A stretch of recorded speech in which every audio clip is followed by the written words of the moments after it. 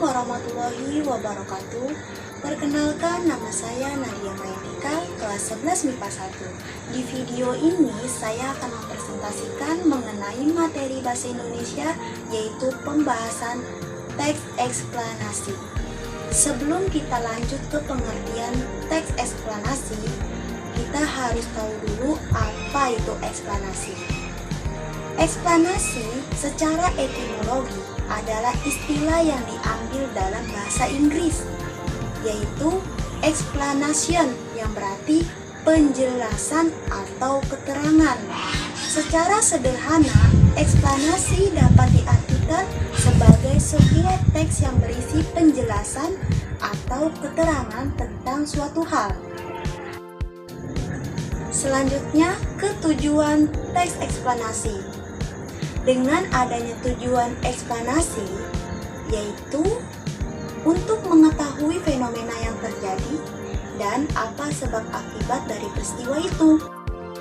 Selanjutnya, ke bagian pengertian teks eksplanasi.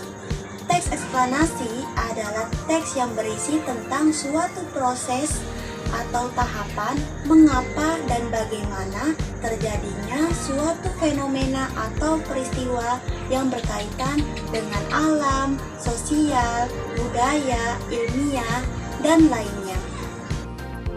Selanjutnya ke bagian struktur teks eksplanasi.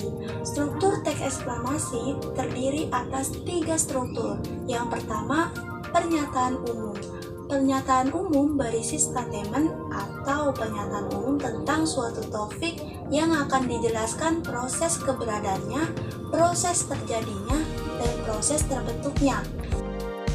Yang kedua, urutan sebab akibat.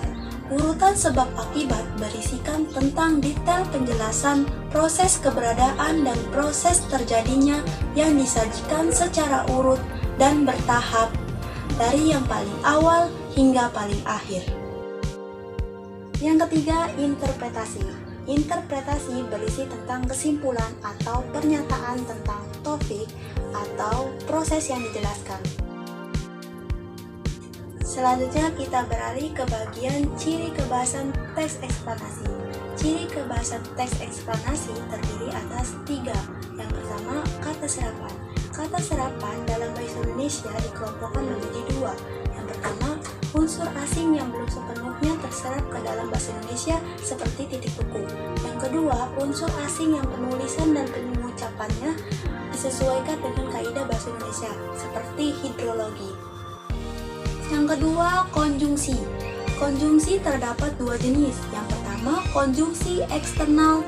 Yang kedua, konjungsi internal. Konjungsi eksternal merupakan konjungsi yang menghubungkan 2 peristiwa. Yang kedua, konjungsi internal yang menghubungkan argumen atau ide yang terdapat di antara 2 klausa simplex. Yang ketiga, hubungan sebab akibat.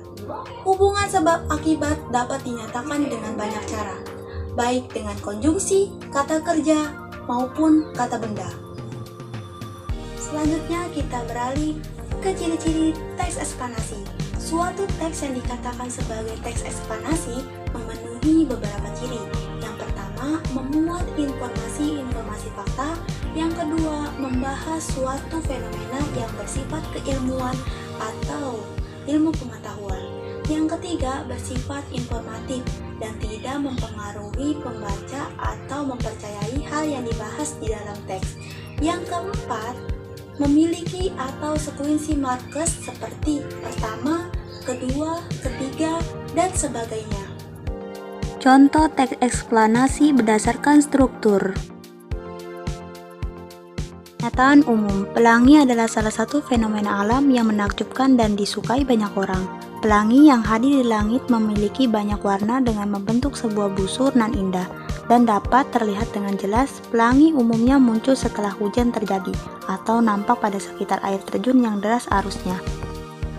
Urutan sebab akibat. Kemunculan pelangi diawali dengan terjadinya hujan. Hujan yang reda memiliki banyak uap air yang bertebangan di udara. Selanjutnya, cahaya matahari yang muncul akan menembus uap-uap yang bertebangan di udara.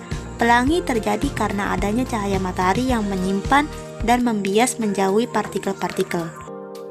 Interpretasi, karenanya pelangi dapat terlihat bila terdapat titik-titik air hujan ketika matahari bersinar pada sisi berlawanan dengan arah Anda berdiri, sehingga posisi untuk menatapnya adalah di antara matahari dan tetesan air dengan posisi matahari di belakang hadapan. Kesimpulannya, proses menulis sebuah contoh teks eksplanasi pelangi tidaklah mudah. Namun jika Anda terus melakukan latihan, maka tulisan terbaik yang akan didapat. Selain latihan, menambah bacaan terkait tulisan dapat mendukung menghasilkan tulisan yang baik. Sekian, terima kasih tugas presentasi Bahasa Indonesia. Apabila ada kesalahan kata, mohon maaf dan harap memakluminya. Wabillahi taufiq wal hidayah. Wassalamualaikum warahmatullahi wabarakatuh.